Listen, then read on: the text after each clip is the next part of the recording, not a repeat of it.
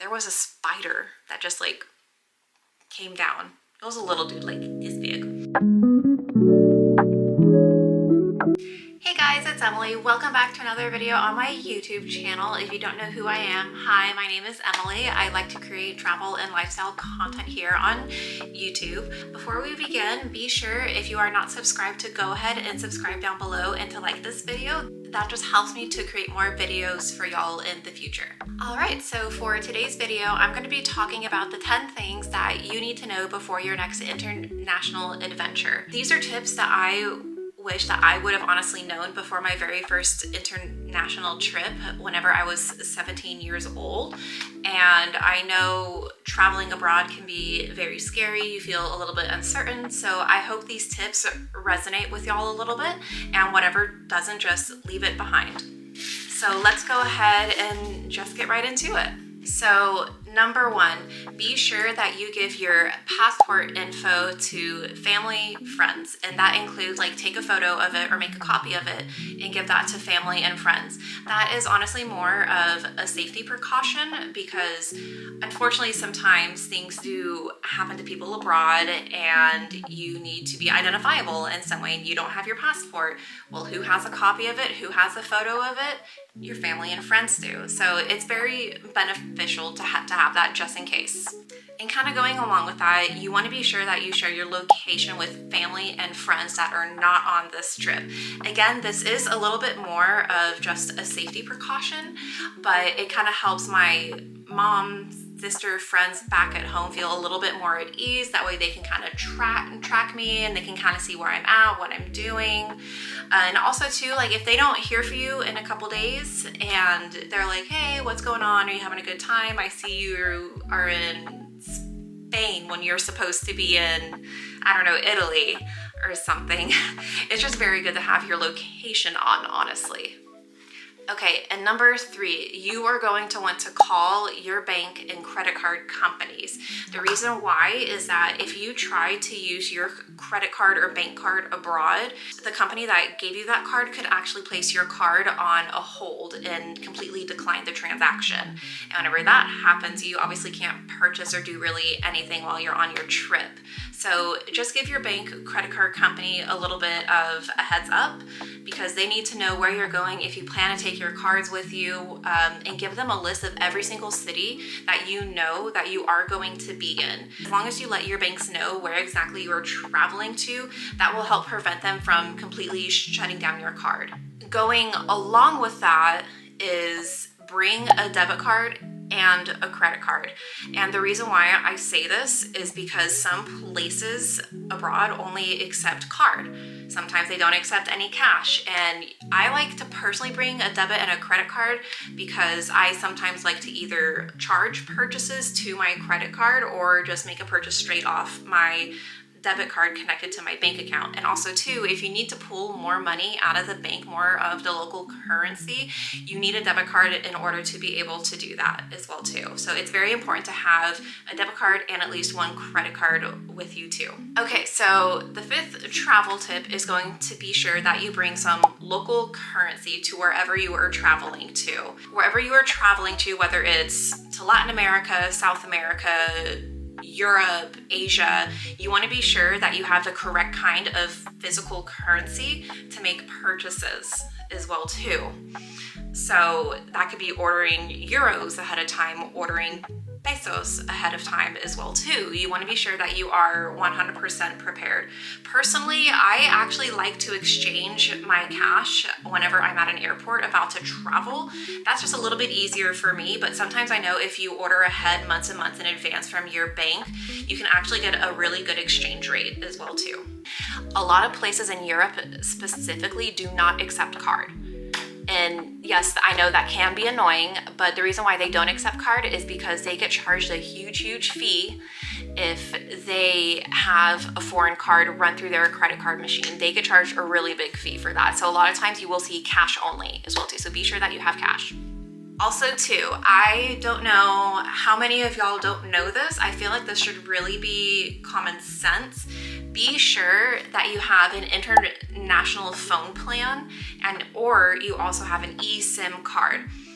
The reason why you want this is because if you don't have an international phone plan or an eSIM, your phone bill is going to be so incredibly high, or could be very, very high whenever you get back. So in order to prevent this, be sure you have at least an international phone plan.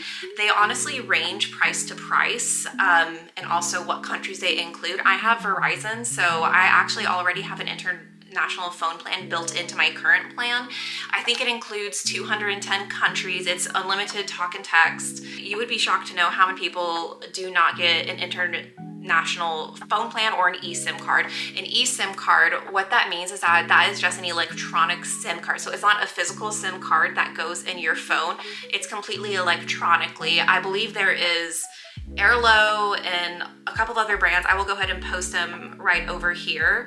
I personally have never used an eSIM, but that could actually be a really cheap alternative if it's not in your budget to add on international phone calls and texts through your phone company. I have a couple friends that choose to do that, and they actually really prefer it. It's pretty affordable, honestly. But like I said, either or is really good to have. That way you don't come home with a really hefty phone bill.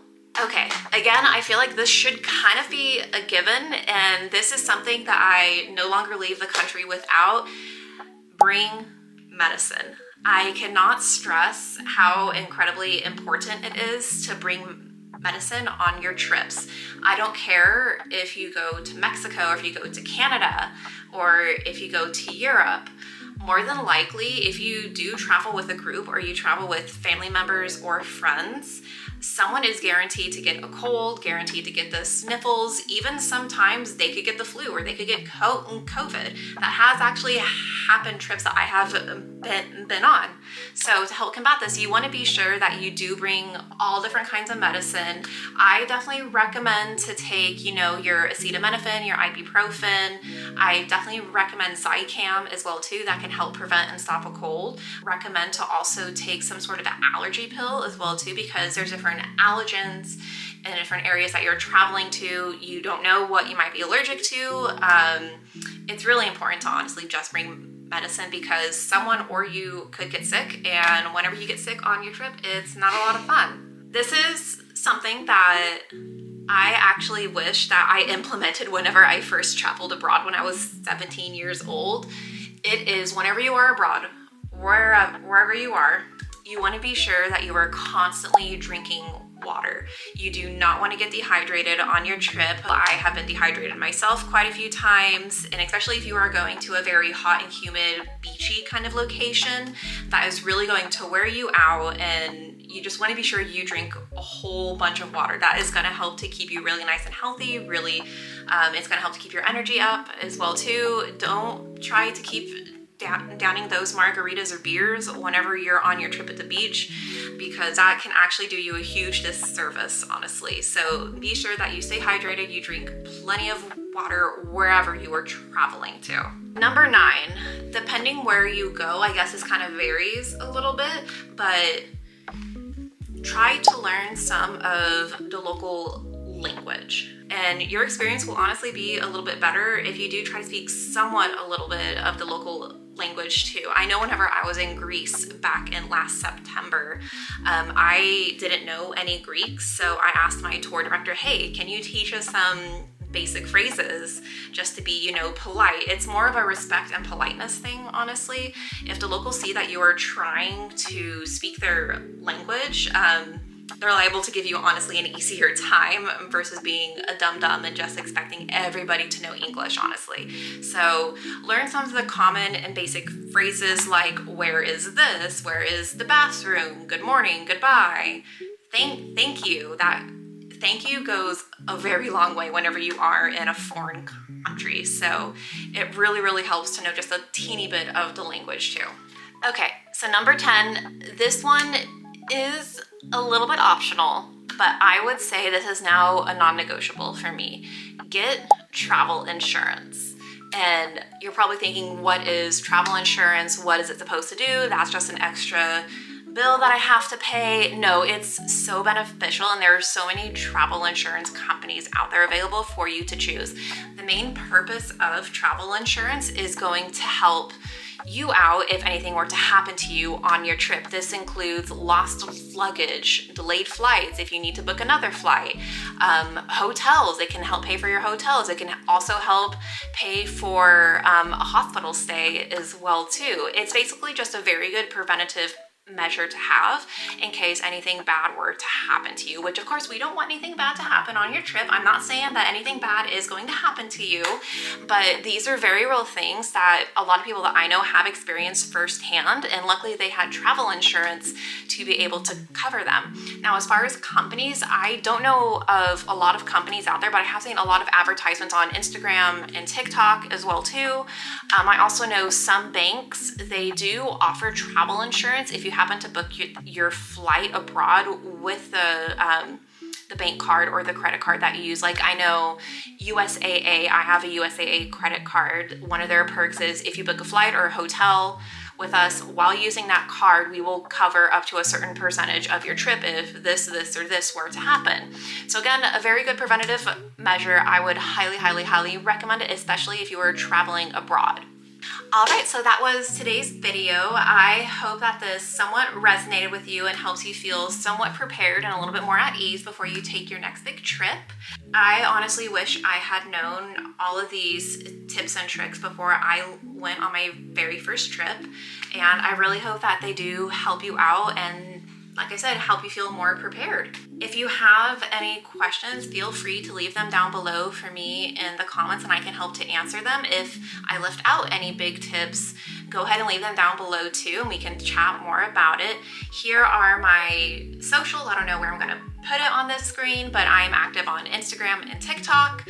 So if you want to connect a little bit more there, I would really enjoy that. Don't forget to like and subscribe as well too if you found this video intriguing. And I hope y'all have a great day, and I can't wait to hear all about your next travel adventures. Bye.